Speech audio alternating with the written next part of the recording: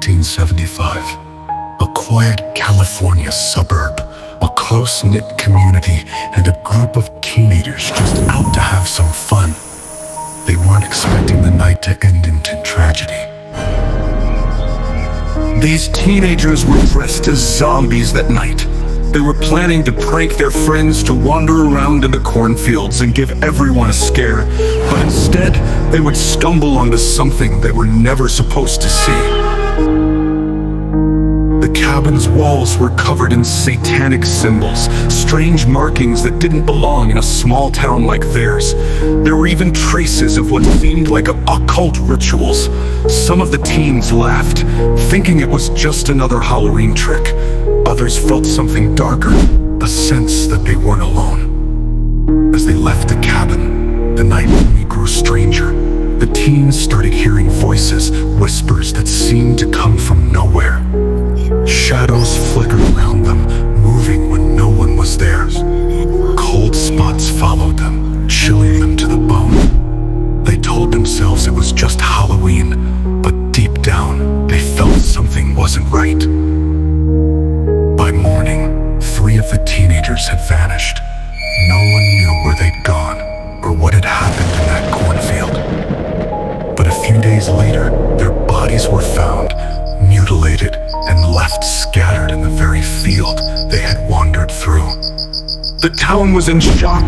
The deaths were brutal, seemingly without reason or explanation. The police investigation turned up little.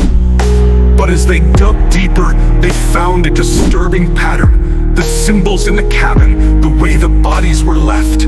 It all mirrored unsolved murders that had haunted the town for decades. 3 local teenagers were found dead in what police are now calling one of the most disturbing cases they have ever seen. It wasn't the first time people had gone missing in that area, but it was the first time the town had a reason to connect it to something darker. For years, there had been whispers of occult practices, strange sightings in the cornfields, and unexplained disappearances. But now, with the loss of these teenagers, those whispers became a roar. I remember my parents wouldn't let me out of the house for weeks.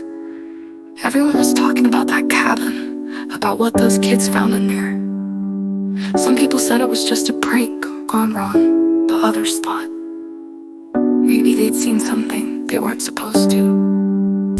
Always strange stories about that field, but we just thought they were old wives' tales, you know. After that night, though, people started believing, started thinking that maybe there was something more out there.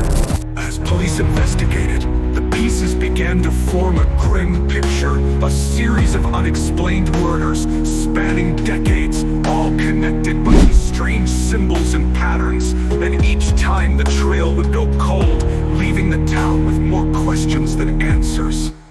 Today, almost 50 years later, the Halloween Massacre remains one of California's most mysterious and unsettling cases. Some believe those teens stumbled upon an underground cult. Others think they might have disturbed something far older, something that didn't want to be found.